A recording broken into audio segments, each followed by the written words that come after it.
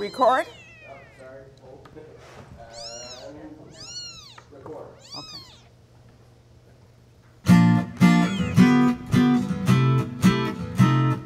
Seersucker on a hot summer day. Coffee comes back in a nerve-wracking way. The dishes and laundry take the garbage out. What a day, what a day, what a day.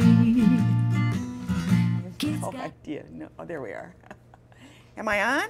Yep. I guess I am. I have a kitten with me today, and we're talking kitten. So that we're going to be talking about peanut brittle in a minute. But right now I'm going to tell you who's going to be on the show this week. We're going to be starting out with the Animal Protective Foundation and finding out about their foster kitten program. Oh, well, I guess they could do dogs too, of course. And then we're going to be going over to Albany and talking about the Mendelssohn Club of Albany and their big production coming up, concert coming up. And then we're going to stay in Albany, and we're going to talk about the Freihofers Run for Women, which is the 40th year, I think it is. Oh my gosh, where does the time go? And then we're going to be talking about Living Resources, and they're having a big fundraiser coming up. We'll talk about that. And then we're going to stay in Schenectady, and we'll talk about Brown School, which is a private school, and they're celebrating their 125th anniversary. Oh my gosh. And then we're going to be talking about Celebrity Row at Proctor's, and we'll tell you where you can see all those photos. But right now we're starting out with Amy and Brianne, and we're going to be talking about what is this beautiful little kitty? I said this one must have just popped out of the womb. It's so tiny. Right, yeah, so this is Peanut Brittle, and she's about 2.5 weeks old. And we actually don't know where her mom is. She came in just like this by herself. And so she just walked in? You just walked in. She knew where to find you. Right, so a good at Samaritan, 53 Maple Avenue. That's right, exactly, yes, yeah. So a staff person's actually fostering her right now because we don't have enough foster homes to provide the care that we need. And so she actually needs bottle feeding regularly, so every 2 to 3 hours she needs somebody to feed her. Oh, without a mama, she's got to have somebody taking care of her. What a sweetie, though. So do you get many? Just how did one come in? Usually a whole litter comes in. Yep, so sometimes mom ends up leaving somebody behind, or perhaps somebody finds them and mom is gone, and so they think they're helping out by bringing them in. And the mother was actually, because it's funny, because I had a cat once, and she had her kittens, and then she carried every one of them into the closet. Yes, yep. So they will often move them too to make sure that they're safe and that they have a comfortable spot to be in, absolutely. Yeah, we let them stay in the closet. Yeah, she was happy. Just move the shoes out of the way. So how often does this happen that you get kittens like this? Fairly frequently we get the bottle feeders. Certainly, we do get nursing moms as well, and then pregnant moms who will go into foster care as well. Now, if you had a nursing mom, could you give this kitten to the... Absolutely, yep, yeah. So right now we don't have one who would be a good fit. I think the only one we have, the kittens are significantly older, so we don't want to mix them. Yeah, I can see that. But I mean, she would have milk that she could provide for them. What does it take to foster a little kitty like this? This is Peanut Brittle, by the way. What a cute little name. So that's going to be a beautiful cat. We ask people that are interested in fostering to go on our website, fill out the foster application. We'll do an interview with them just to find out, their lifestyle, what they're looking to commit to, and then what development age they're looking to help out with. Would they have them for like a week, 2 weeks, 3 weeks? What is it depends? It can all be from fostering for a week to several months, just depending on their age and their needs when they come into the shelter. Well, I can't imagine anyone fostering this little Peanut Brittle here and giving him up. It can be hard at the end to bring them back and put them up for adoption. We do have volunteers that foster and end up adopting, or have a friend or a family member that end up adopting them also. But then we also remind the foster volunteers that there's always more waiting that need help. So is this kitty, now we got a great shot of that kitty there, thank you very much. If someone is watching right now and says, I would love to adopt that kitten and I would take care of it and feed it and everything, how does the process work? Do they come in, sign papers? Are they vetted? What happens? Right. So at this stage for this guy, they would go through our foster care program. So they would have to apply to be a foster parent and provide all the care, because while they're in foster care, we're providing all the medical services. They have to be able to come in for regular rechecks and things like that. But once they're ready for adoption, which is about 8 weeks old to 2 pounds, when they can get spayed and neutered, then they would go up for adoption. And then, yeah, the people would just come in and do our general adoption process. So they could foster it with the intent of maybe adopting. Right, correct. Even. Yep. Okay, that's this kitten is just, when she came in with it, you know, I'm thinking a cat, you know, kitten. Pull that one little out, it looks like it just came out of a kangaroo pouch or something. You know? And she does like to be in little pouches and be close and warm. Oh yeah, because normally they would be under their mother's leg Yeah. or Yep. cuddled up with their other teammates or Right. Yep. family mates. So you have now. What about dogs? Do you ever get dogs in that need fostering? Absolutely. Those could be for maybe a little medical case, maybe they're waiting to have a dental surgery, and then sometimes dogs that are stressed out in the kennel environment that need a little reprieve. Oh, okay. It's great opportunity for people to foster dogs also, or maybe to work on some manners or Socialization, Yep, maybe. socialization is a great opportunity for dog If a fosters. person has an animal in their home already, could they still foster? Absolutely, Okay. yes. Yeah. And is there any charge to be a foster? No. We supply everything you're going to need to do the foster. We do the medical care, cat litter, food, everything you're Oh, going to you need. do everything? We do everything. They just need to have the time to love them and give them socialization and to Whoa, bring who them would in. not I want know. this kitten with you all the time? Look at this kitty. Oh my God, just beautiful little. Going to be a beautiful cat though. The coloring is gorgeous on that. Look at those little paws. Oh my God, it's just like they're so tiny. And you do get really attached, especially with the babies like this. I mean, you know, you're bottle feeding them. They do become your baby. Yeah. But it is so rewarding to be able to help them out and bring them in and get them into a great home and then help somebody else out afterwards. Yeah, exactly. How many do you have that are need to be fostered right now? I mean, how many? What I'm looking at is how many foster parents.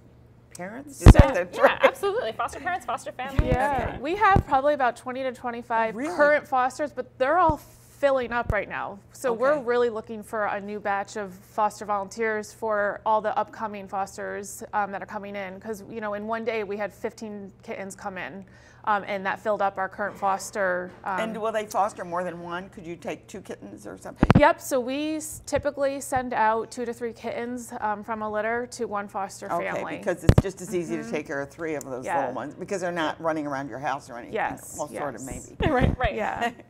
You just kind of probably keep them in the bathroom area so that they got plenty of room to walk around. They're not going to hurt themselves. Right, either. exactly. Yep, yeah. And kittens can be messy, so Yeah. it's good to have well, them in a yeah, spot that's because easy they're, to clean. they're little kitties. Yep.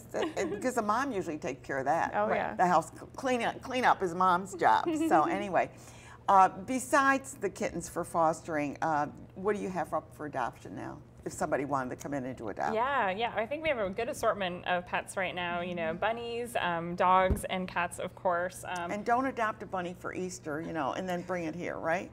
Right. That can be an issue. You Yeah. know, we have some amazing rabbit adopters coming through that really adore rabbits. You know, they I do are too. they are. I used to have a rabbit. Yeah, my rabbit was trained to litter box. Yeah, absolutely. Yeah. Yep. So you can absolutely litter box train them. You know, they're great house pets. So we do have 2 really wonderful rabbits up for adoption right now. Okay, great. So you got rabbits. Anything? What's your most unusual one that you have? Rabbits are probably the most unusual right now. Currently, I would say so. Yeah, we Yeah. have some beautiful kitties, some wonderful dogs up for adoption right now. And the older dogs really need to be adopted. Yep, Yes. yeah, which we do have one dog right now, Meaty, who's a 14-year-old pit bull mix, and we're partnering with the Mr. Mo Project to help get him into a home. They're offering actually to pay for all of his veterinary care for the rest of his life as part of like a wonderful. hospice And that's program. why people a lot of times are Yep. afraid to adopt Yep. because they go, oh my Yes. God, can I afford to take care of that? Well, if you're interested in signing up and getting to be a foster family, I guess family, Yep. I want to say parent, but it doesn't, you know, of course, once you have an animal, it's your kid, right? Absolutely. So anyway, please sign up. Go up, find out what the process is, and I'm sure they'll get you signed up, and you'll be able to take one of these beautiful little animals home and take care of them. They'll be your animal companion, but you're going to be the one that's going to really get them acclimated to being a wonderful animal companion Yes. too, as well.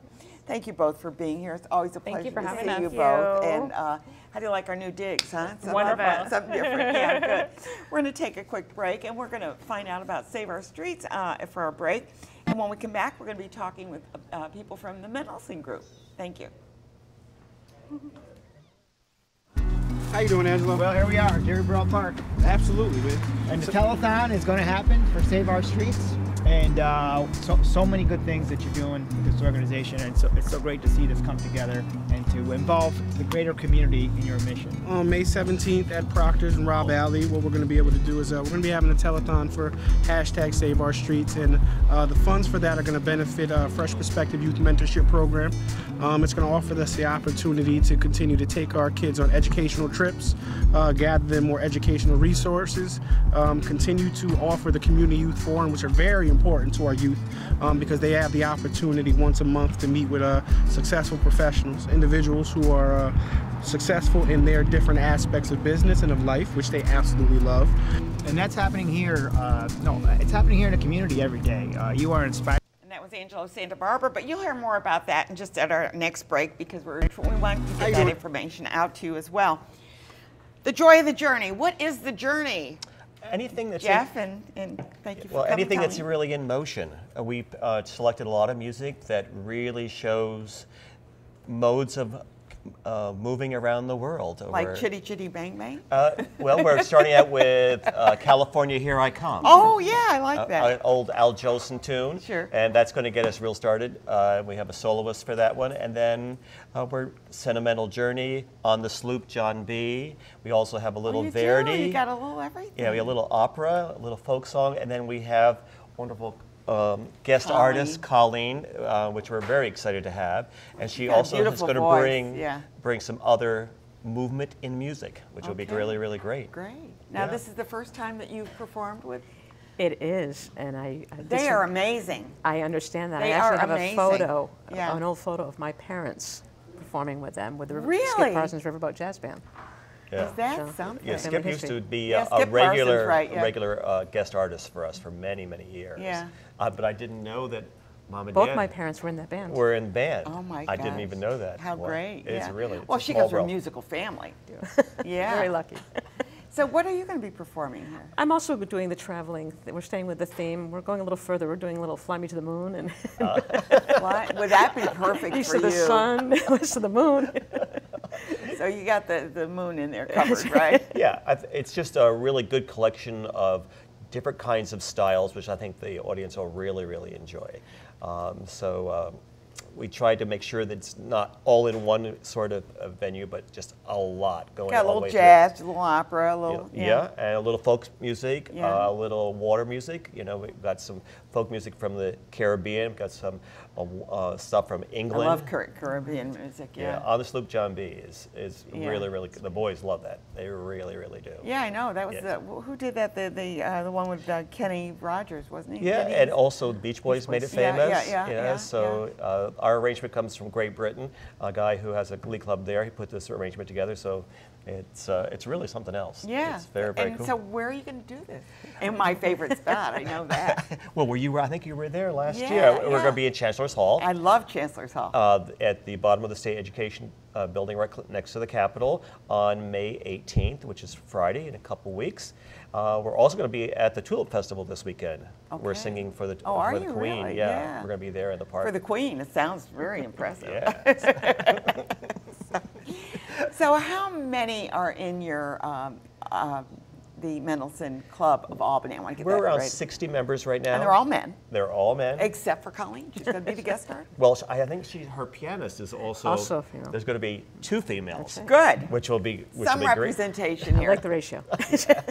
And so, we also have some brand new members, some young guys, which are really, really cool. Are you having trouble getting people to join? Because every organization that I've been in contact with in recent years or months even say people are just not joining anymore. I disagree.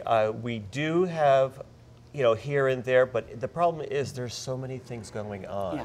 And young men and in their 30s and 40s, it's very, very hard to get them involved because they have families. Yeah. And their And schedule. they got soccer games and they got the lacrosse schedule is just really, games really hard. and- But we have a couple guys who really make a big effort to get there. That's great. And we're flexible enough to allow them. So, it's not, it's a community group. And it's really not a classical group like Albany Pro Musica.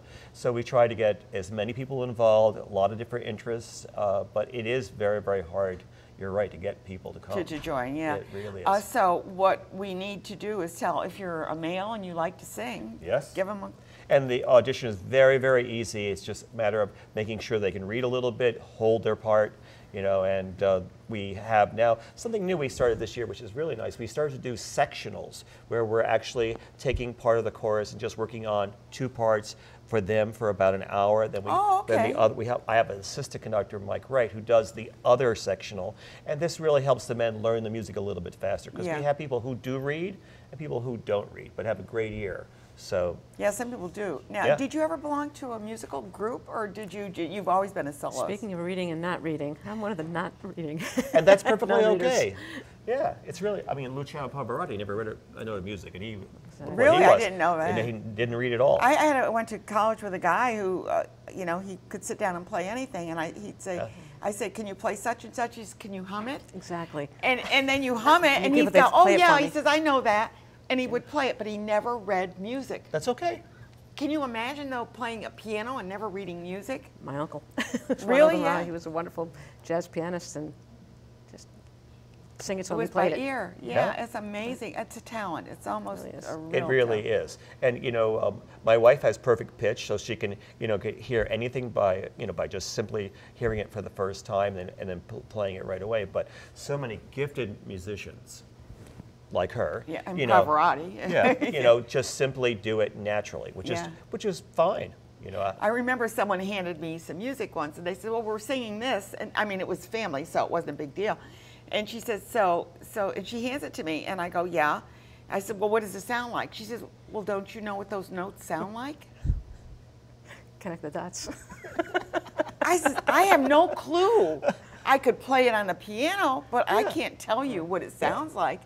She said, "You can't read music?" And I go, "Is that what reading music is?" I thought it meant you reading, you play. No, she says, vocalists can read music and they know what the notes are. And I go, really?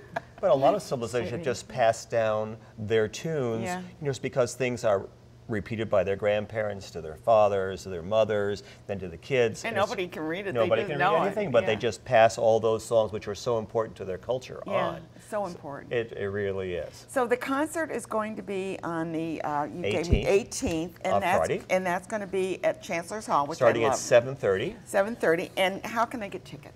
They can either go to the website at mendelsohn.org, or they can purchase them right there at the door. Okay, good. Both places. So, and there's plenty of seating. I know that. It's and there's it's like the balcony 600 too, seats. There's a big balcony up there. Big balcony. There's so there's plenty of room, and it's a wonderful place to hear music as well. It really is. You know, the old plaster and wood.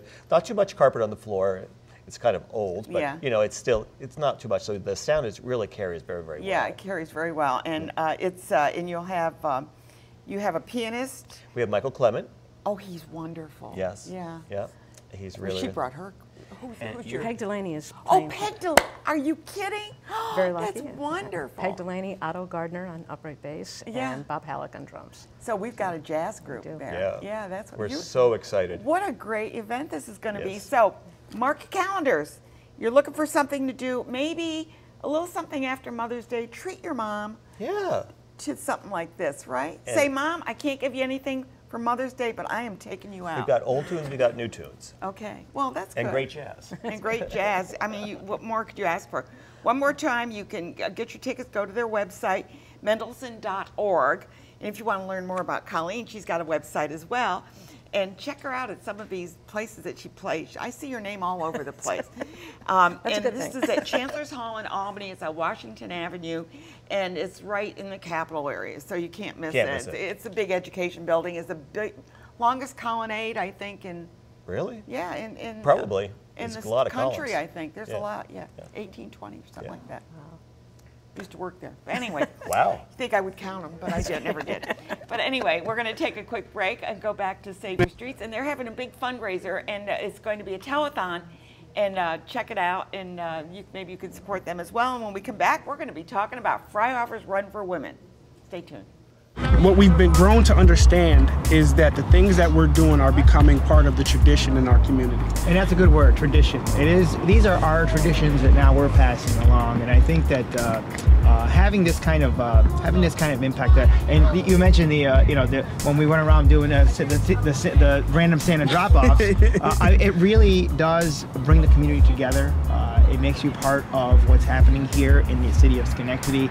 We are seeing investments in the neighborhood now. We saw the new Phillips Branch Library that's had an amazing impact, and we're seeing other investments now in the neighborhood. But it's really being a part of addressing what the community needs. Yes. That's the advocacy that's happening here, and this group is growing because people are excited to be a part of it. People are excited to be a part of what's happening here in Schenectady, to see neighborhoods come back to life, to see investments being made that are going to benefit everybody as a whole. And that's, for me, these are the things that I fight for at the state capitol. I grew up in the city of Schenectady. I'm very proud of that, and I'm very proud to support these initiatives here, and proud to support great partners like you, Will. No, thank you. We appreciate you greatly.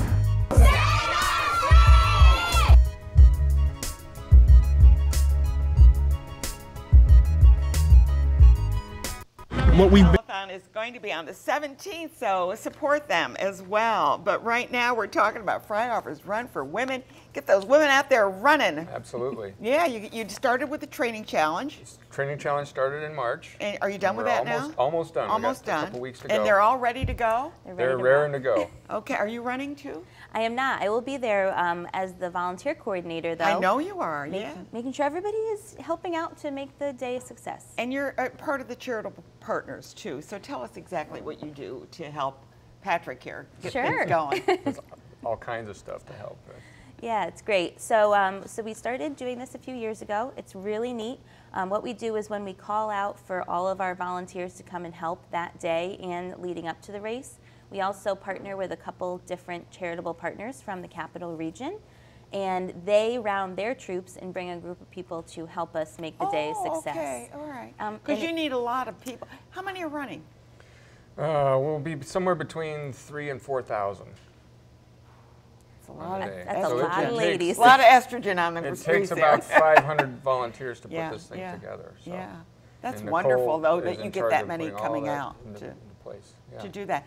How long is the run? It's a 5K. 5K. It's 5K. It's 3.1 miles. Okay. And you get. And it goes through Washington Park, one thing I know gorgeous. You're doing Washington Park now. Yes. Right. So we start on Washington Avenue. Sorry, right in front of the City Hall and the state capitol. We run up Washington Avenue into Washington Park.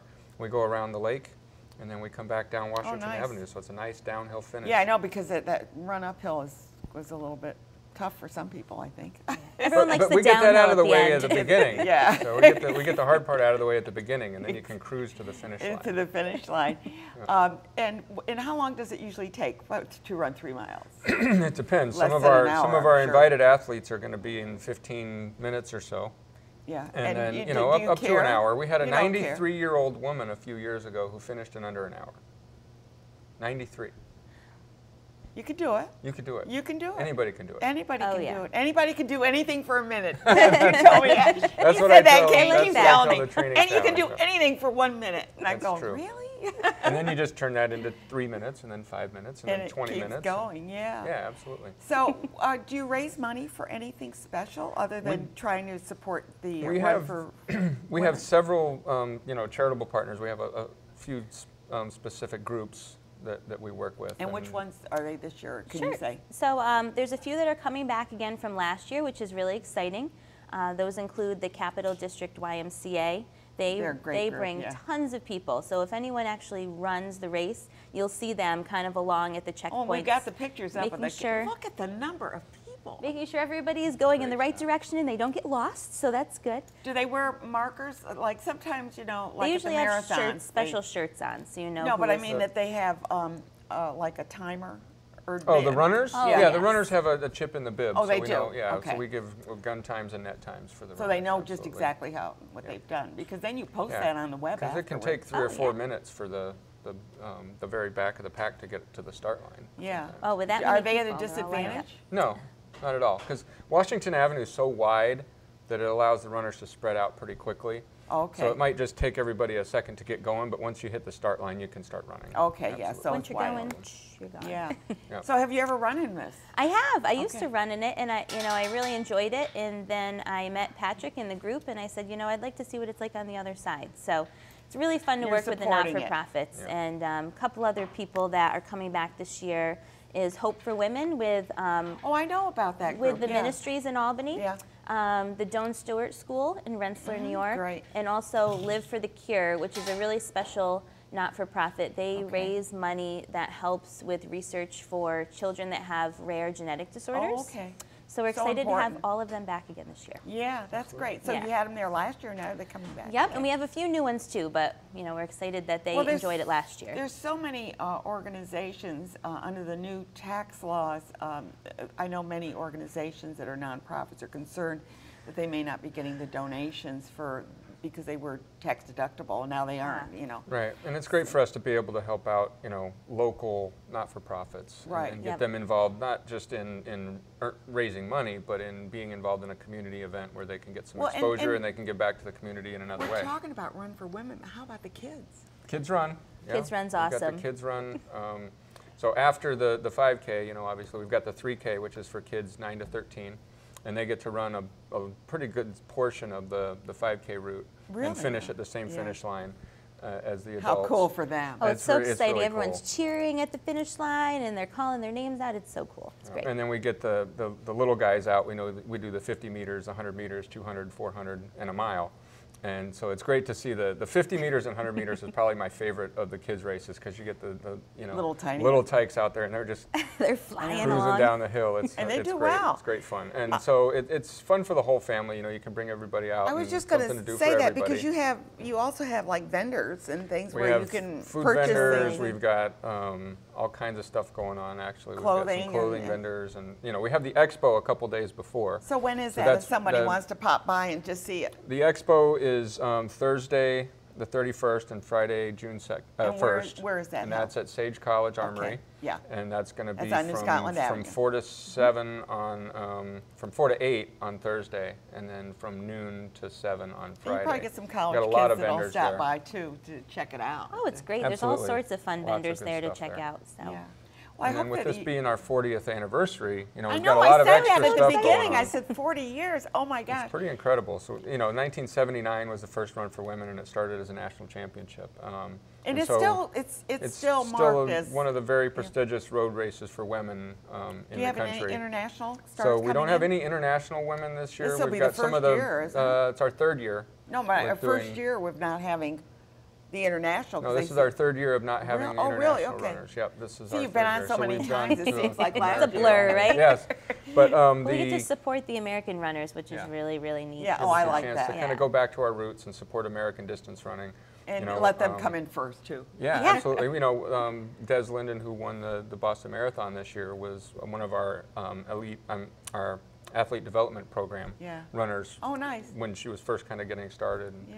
And so that's kind of what Got to we start like somewhere, to do. right? But we are bringing back some of the past winners Okay. from the race. So 1982 winner Jackie Giroux is coming. 1983 winner Regina Joyce is coming. Elva Dreyer, who won in 1997, And they're is running? coming. And they're running. They're running. But they're Very also doing cool. a panel Oh, nice. on Thursday evening at the expo on kind of the history of women's running and the evolution of women's running and the Freihofer's Run for Women's place in that discussion and That's what it's like to wonderful. be a masters runner now. So we encourage Oh, people exciting. to sign I up for bet that you're as just well. thrilled to be part of this. I am. Both of you. It's exciting. one of It the really best is. things that I do. Yeah. Absolutely. You do other things? I thought this is all he did. I don't think he sleeps. I don't know. I want to thank you both for being here and telling us Thanks for having more us, about Ann. the 40th anniversary Thank you. of the Freihofer's Run for Women. Get out there, always ladies, great and to be start here. doing some running. And if you're not doing it this year, not a problem, because he's going to be, next year he's going to be on the show to tell us how you can get in that training challenge, and you can do anything for 1 minute. You can do anything for one. But there's still time to sign There up, is time so to it's sign not up. too late. Now for the challenge. Not for the challenge, but for the race. For the run Yeah. for women, there's Absolutely. still time to sign Run, up. walk, could just come out and have fun. Have fun. Yep. Please do it. Get out. It's going to be a beautiful day, HoppersRun.com. too. Oh yeah, perfect weather. Thank you. Fingers crossed. No, it's going to be great weather. We're going to think a positive. Absolutely. We're going to thank you both for being here. Thank and when we going to take a quick break, and when we come back, we're going to be talking about Living Resources. If you don't know what Living Resources is, you'll find out about that and what's coming up for their big fundraiser. Stay tuned.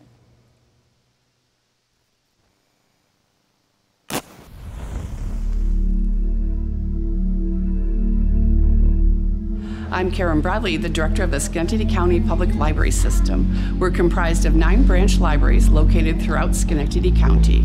We currently have 28 full-time employees, 6 of whom are adult services librarians and 5 youth services librarians. We also have 77 part-time employees that service all 9 locations. Our county library system began as a city library. In 1949, we moved to become a county library system, and we now have 8 branch libraries located throughout the county.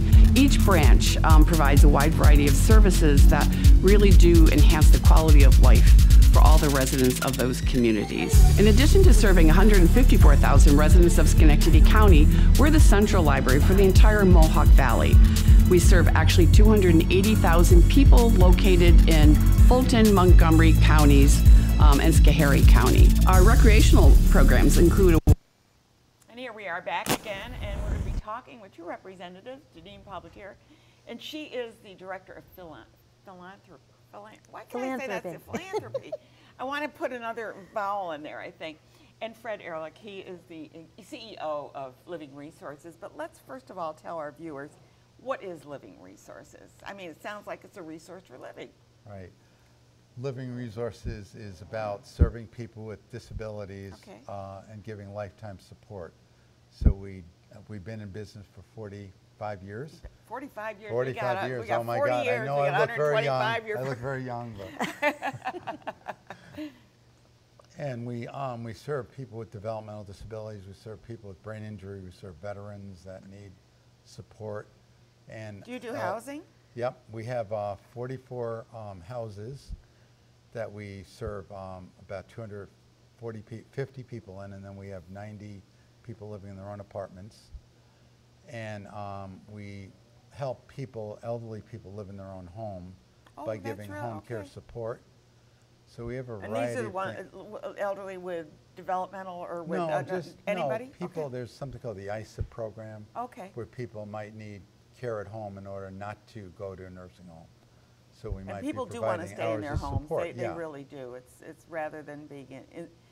You think about institutionalization. It really isn't institutionalized, but they kind of view it that way sometimes. Well, so we serve approximately 2,000 people a year. Really? Really, yeah. And what counties do you serve? We serve Albany, Schenectady, Saratoga, Rensselaer, and then the outlying counties, Columbia Green. Where they don't have any Warren, Washington.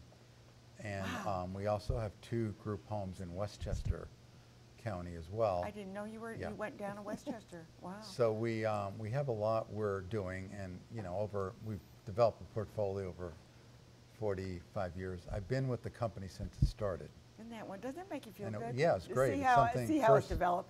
Job out of graduate school, and I was involved with Bishop Hubbard, was our first board president, and one of my professors, and we started the agency, and look where it is now. Keeps going, and there's just a lot of good things to still do. There's a lot of people to serve.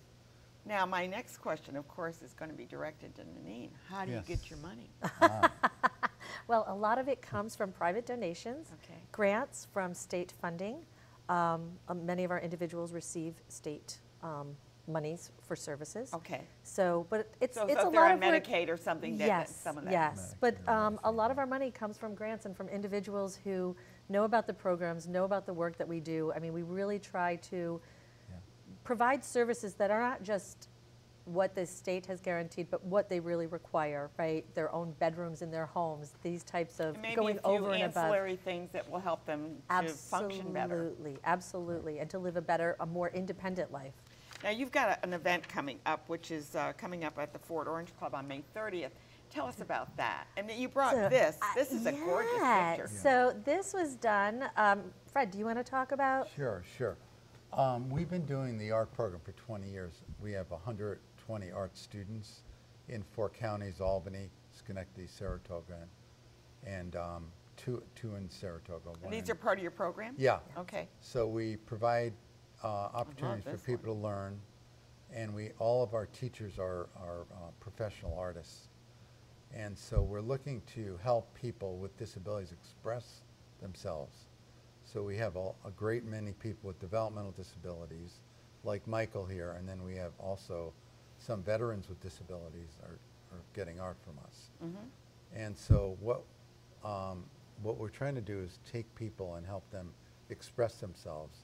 We often have an image of people with disabilities as not productive, but look at this. This is amazing. This is a beautiful, yeah. Beautiful, beautiful. So Michael, now, will this be for sale? Yeah, we've identified 100 pieces of artwork that are on sale actually on the Etsy website, but we do sell artwork locally, and what we do is we sell the work, or we sell the work framed. And it's great work. Yeah, I know. We have a slide, I think, of some. Yeah. There they are. Now, that looks like Van Gogh. How did he get in there? That's a sampling. Yeah, of our no, work. I know. Sure. That's just a small sampling of the many pieces of artwork that are on the Etsy site, and also many more of them are on display at our Beekman Gallery, which is an area that individuals can come and take art classes, but it also gives them the opportunity to showcase their artwork. And you know, like Michael is in his late 20s. He's nonverbal, right? They experimented with a variety of mediums. And this is one of his paintings that is called Magenta Trees.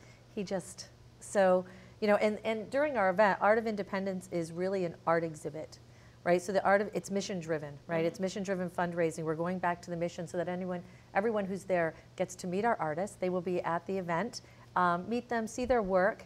They'll have an opportunity to view it, to purchase it, to really just make it all about our artists and make them working artists. Does the money go to the artist, or does part of it go to the Living Resources? A portion of the artwork that is sold goes to the artist, right? So many of these are reprints, right? So they have their original work. These are reprints of their original work, and they get a portion of the print. Oh, great. So it gives them that idea that they're actually working and selling their artwork, right, to maintain their independence. Yeah, no, this is, I mean, I'd be proud to hang that anywhere. Yeah. We have the Artist of the Year, Pam Lake. She's going to be at the event. She's a woman who was in art school, and then she had a brain injury, and then she had to relearn everything about walking and everything. Yeah, everything. But now she's producing her artwork, and her artwork's been on many shows. I mean, there was a sports show at the Albany Institute of Art and History. Mm-hmm. She was in that show, and her work is very, very distinguishable work. And so she's our Artist of the Year, and she's chosen one of her works to auction off at the event. And it'll be the original. Yeah. Wonderful. Yeah. So one more time, if we want to get people to go out there to come and support this, it is $100 a person. It is $100. But it's a fundraiser. It is a So fundraiser. you think about this. I know a lot of people look, oh, $100, but no, you're supporting a program that is. You said 2,000. I mean, you know, this is a lot of work we do, and again, people with disabilities have a chance to express themselves, and gives the them public confidence. gets a chance to go, what a beautiful. How good do I feel that this art is in my house or in my business? Or that someone wants it. Right, yeah. I mean, that's amazing. It just gives you such a good feeling. I like what you've done. I want to take this home and display it. And we want people with disabilities to be productive and to be able to sell their artwork and feel good about themselves, and then it's just a beautiful thing. Do you help with employment at all? Yes, we have a very large employment program. And we're doing, we have about 150 people out working for other companies. Okay. So we're a very good place to find workers from in various businesses. And we also have a college program with St. Rose in our 13th year, where we're graduating 20 students a year with disabilities. That's wonderful. Who are going out in the world and because becoming productive. They want to be productive. You know, it's just, you know, you never know. So you could be disabled tomorrow. Well, that's true. And a lot of our traumatic brain injuries, the acquired brain injuries, are in an auto accident and bam, it happens. A slip and fall. We all for know. veterans. Or veterans who come back from war, and we help them to get their life back together. Yeah. So it's You're doing some good work. So wonderful. Yeah. So you need to be supported. Well, we do need to be supported, and that, you know, the $100 isn't just, I mean, we're highlighting our arts program, but we have so many others. The employment services, you know, keeping our individuals out there and employed, it's very empowering to each of them. I love the word empowering. It is very empowering. Yeah, and to work, to be there, you know, I'm grateful to have a part in the agency and be out there every day. I know you're a newbie, and I am really, a newbie. She's very excited about it. I am, but we love the new energy. We love the new energy. Janine and Fred, I want to thank you both for being on the show today and telling our viewers a little bit about your wonderful program and what you're doing to help people that have a challenge in their life. We'll put it that way, right? Well, thank you very much. Always able to help more people as well. You must come on more often. Thank you. Good, good. We're going to take a quick break, and when we come back, we're going to learn about 125th anniversary of Brown School. Stay tuned. The 2017 High School Musical Theater Awards. I can feel it, anticipation in the air, something just beyond compare to any other night, I swear. I can feel my heart is beating much too fast. No more looking to the past, could this be the one? When you're low, feeling in the walls, someone's up a chimney, and it isn't Santa Claus. the day is here. One day more. One day to revel. Winner is Janie Parmenter from Floresville High School for Mary Poppins. And the winner is Patrick Shannon from Queensbury High School for Les Mis.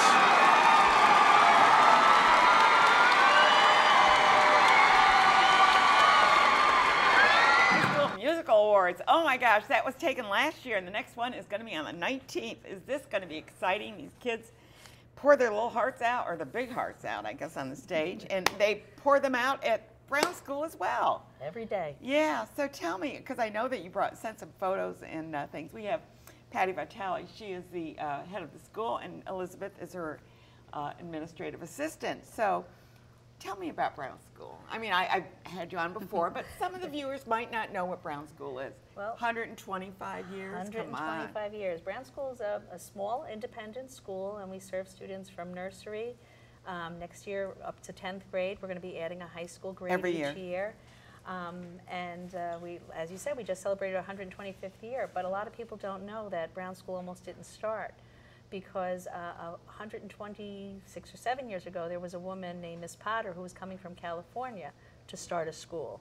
And she came all the way here, said, I want to start a school right here in Schenectady. Her uncle was a judge in Schenectady, and unfortunately he passed away, and so she connected to Nellie Brown, who is our founder, and suggested that she take up the cause, and Nellie went to study education in New York City and came back and opened the school in 1893 in a living room. Did it start out as 5 years, 1 year, 2 years, what? It started out, well, it was in the front 2 rooms of her house with about 11 students. And the original homeschooling, right? Yeah, it really was. And it took off. And then she went to Park Street, and then GE, the number of business people in the community, helped to fund and start her up in Rugby Road, which a lot of people know. I know the Rugby Road, yeah. Yes. And now we're on Corlier Avenue in Schenectady. So you took over the old Notre Dame? The old Notre Dame Girls High School, yes. Yeah, I shouldn't say old, but it was, No, young in comparison. But that's a beautiful facility. It is, and it's... And you have, I know we were talking about the high school musical here, but you have productions as well, don't you? We do. We do a middle school musical every year. Which is quite an undertaking, and I'm always impressed with the students. What did they do this year? This year we did. Why am I blanking now? We did Alice in Wonderland. Oh, okay. Yeah, we did it in the fall, and we just announced next year we'll be doing Mary Poppins. So we're pretty excited about that. Yeah. Are you involved at all in getting the kids on the stage? I'm not part of the kids on the stage. I just sit back and watch them and be in amazement, right? In complete awe between the costumes, their enthusiasm. I don't have the direction that our teachers who undertake this can lead to those kids, and they're so brilliant on there. And what innovations have you developed since in the past 125 years? Wait a minute. Oh my gosh. You've gone to computers, I know. You're working with STEM and many of these science programs. So we have two big programs that we're pretty well known for. We are the first school in the country to undertake the Mind Up program, which is I remember that when you announced it on the show. Which is really, we've just celebrated, we're into our 11th year with that now. And then we created our own program, which is called our Ignite program, which stands for Individualized Goals Nurtured in a Team Environment. And you could just spit that right out. Spit that right out. It's I'm taken impressed. about 10 years for that. But no, and with the intention that all students should have goals. And they might be in the academics, they might be in the athletics or the arts, but everyone should be working on a goal and connecting to it. So we try to do that in a team. And we try very hard to get not just students and their teachers, but students, teachers, parents, administration. I'm also involved, and so are the other administrators in the building. Do you individualize your program sometimes? You know, I mean, you find a student that excels in a certain area. You sometimes try to push them ahead. Yeah. We've just started doing a little bit of what's called hybrid learning, online learning with the Hybrid Learning Consortium. So our students are able to, especially in middle school and high school, expand the variety of their education, and they can take different classes, and their teacher might be from Hawaii or somewhere. For a specialized class. Right, online. Now, let's see what we're looking at there. Maybe we can talk about that. So this is our project that we started last year. This is our color run. I know your color run. When I found out what it was like, oh my God. It is an absolutely amazing event, which isn't just for our Brown School families and our alumni, but it's an event that we open to our community. Yeah. And that was the big push for it. We wanted to get involved more with our community in Schenectady and the Capital District. So we started this color run last year in celebration of our Mind Up program, and this year, you know, it was a giant birthday party essentially for Brown School that we had over 200 runners came out from our school in the community, and they just had a great time. Yeah, they ran don't go through. home clean, do they? They don't. They don't. They go but. home and they're colored and powdered, but the kids have the greatest smile on their face. And I remember the biggest takeaway we had last year was a parent reached out to us the Monday after and said, you know, my son didn't like to run. Hated running, whatnot. He did the color run the next day. He brought his dad back to the park, and they signed up for the cherry run the next day. Oh my God. Since then, the child has participated in over a dozen races, including this past year. So. And this is something that he didn't want to do in the wanted beginning. Nothing to do with it. Mom said, just give it a try. You'll have fun. And, you know, it was making running fun and exciting. And so we did. We have a great time with it. It wasn't like it was torturous. Exactly. I mean, it was, because, you know, you think of like, oh my God, this is like going to be work. But when you make fun out of it, it's like even the Freihoffers run. They make fun out of it. Exactly. They make it exciting. A party. And that's what it really is. It's a giant party that, you know, we have little kids. We had someone as young as 2 participating, you know, in strollers and whatnot, and up to. And some of us walked. And we have walkers. We have families come out. Walkers. Exactly. I love that. But it's a good time for, you know, outside families to get to know about our school, but our kids to see our teachers in a different light. You know, they're not just that humans. person, right, They're sitting in front of you, real people. lecturing you, but they're fun and they're excited, and it's a great event. That I remember even when I'd take my kids out and they go, oh, that's my teacher over there shopping. It's like, oh, no, that doesn't compute, you know. We are allowed out of the building now and then. So if someone is interested in enrolling their child, do they have to enroll them from the first year on, or can they come in at any time? No, we have students coming in different grades, different times of the year. We have a rolling enrollment. And because they may move into the area. Right, and that happens frequently. We just, you know, people find us on the website, or they, you know, call us up at the school, and we give them a tour. We have the child visit, and we take it from there. How many students do you have? We're just around 200. See, yeah, so that makes it really nice for individual education. It is. It's a good place to be. That's wonderful.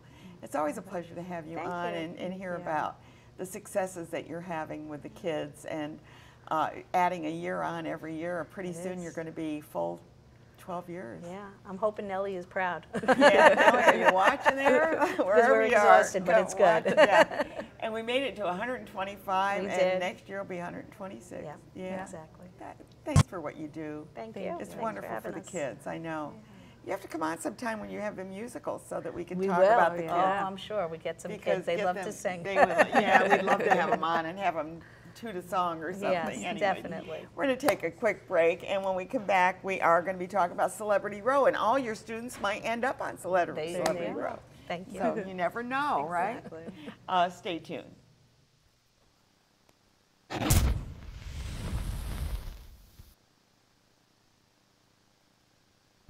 It's Maple Weekend, and we are excited to celebrate. We are here visiting a local sugar house. As you can see behind me, they are actually cooking maple syrup. We're going to find out how that happens and all the wonderful products that are made from maple syrup. It supports our agriculture here in New York State, but there's a number of products that we're going to try. Maple water, maple sugar, maple candy. It's going to be an exciting tour. Let's get started.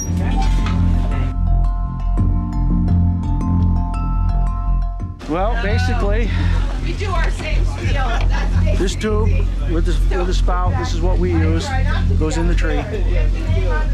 That runs into the tees, which end up running into 5 to 7 trees, which runs into a saddle. This comes into a pump house before it gets here. Can you see the pump house? You certainly can.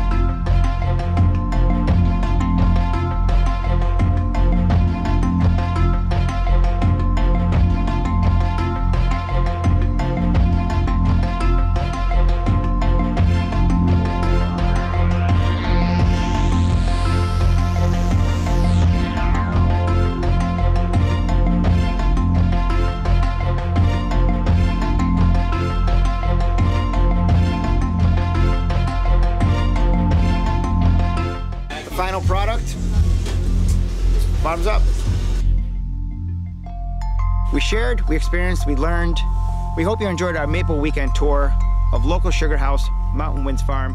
We had a chance to meet the many people working in the industry. We had a chance to explore and learn all. Maple syrup, don't you just love fresh maple syrup? I do, and I have a friend that I fly with, and he does maple syrup, and that's his gift to us at Christmas. Like, and don't you love the maple candy? And the maple sugar fluff, candy. Oh. you know, like, you know, when they spin it.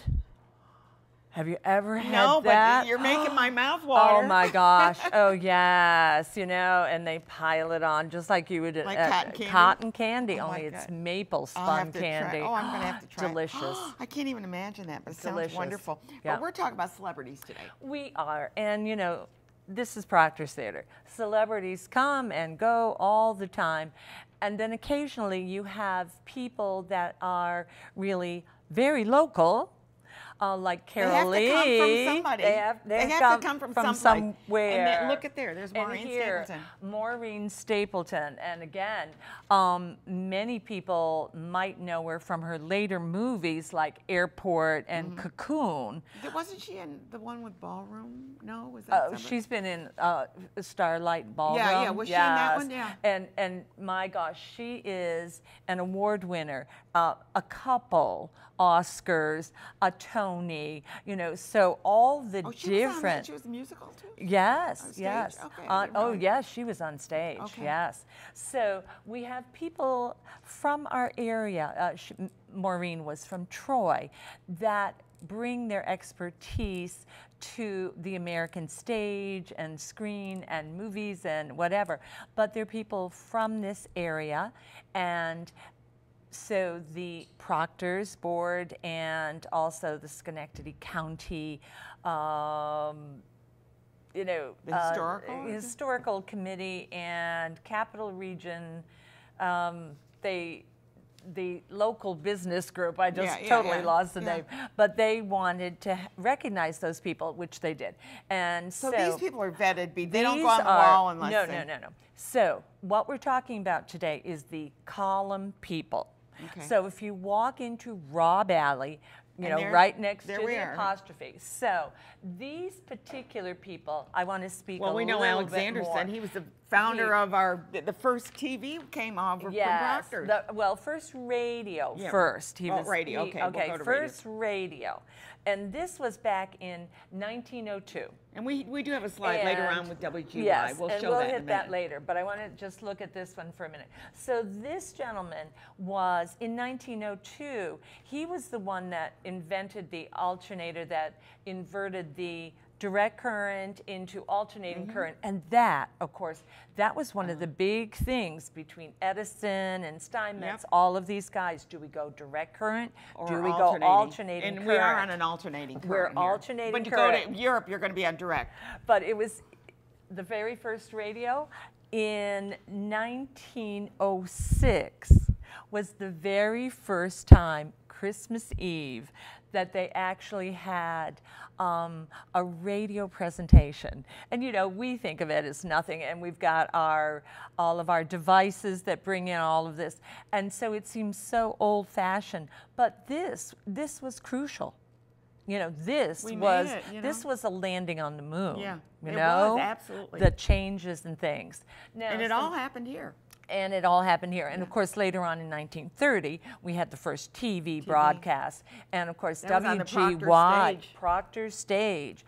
But WGY is like the first radio, and WRGB, the first television. So we have some significant people and services. Name, WGY, wasn't that somebody? Not in my research, but it might have been. Maybe WRGB. There's somebody's initials or something. Yes, but the WGY was not. Now, also in that slide, if we can bring that back, is somebody who is current. I mean, that was 1906. Okay, here we are, back here. Okay.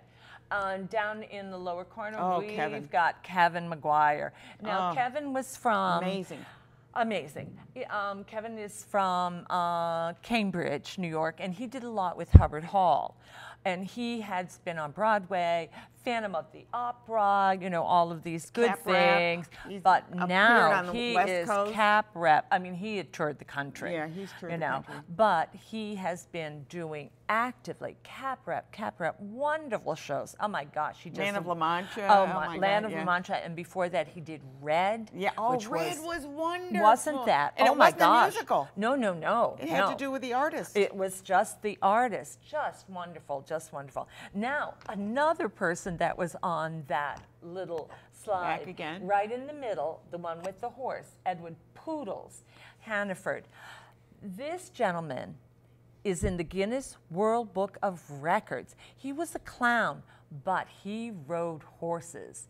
And he would jump from one running horse to another. And the reason he's in the Guinness World Book of Records, he also had this habit of standing up on the horse and actually stepping off the horse.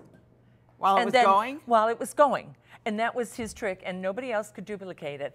But he's in the Guinness World Record because he would step off the horse and then get back on and step off the horse. He did it 26 times consecutively. And I wonder if that's on video. I don't know, but it's Guinness World Book Records. But Frontier Town in our area, he was involved in that for many, many, many years after he retired. Frontier Town. I took my kids there. Oh, sure. So he was part of that whole crew that was there. But again, these are people that are on the columns in Robb Alley. They represent people who were born here and went on to fame, or developed, they might have been from elsewhere, but they came to this area and did wonderful things like Poodles. Well, we're going to cover the rest, but just real quickly, Brendan, I'm going to say who's coming on next week, and then let's take a look at the rest of those photos. Catholic Charities will be on, and we're going to be talking about the caregiver services. We have a filmmaker on. He's working on The Perfect Union, This Perfect Union. The Girl Scouts will be here. My Side will be here. We've got the Human Rights Commission from Schenectady County and Schenectady County Tourism on. So let's talk about some of those other photos that we have there. There's, I think you have a bunch of slides with many of the other people there. There we go. And we've got McGuire, and he, of course, he wrote Oh, yeah. Wicked. Wicked. And of course, if you like Kirk Douglas, then go into the museum on the second floor because we have a lot of him because he was from Amsterdam. Right. He wrote a book, The Ragman's I Son. read that book. Yes. I read the book. Yes. Amazing book. Yes. And he was a very intelligent man, very well written.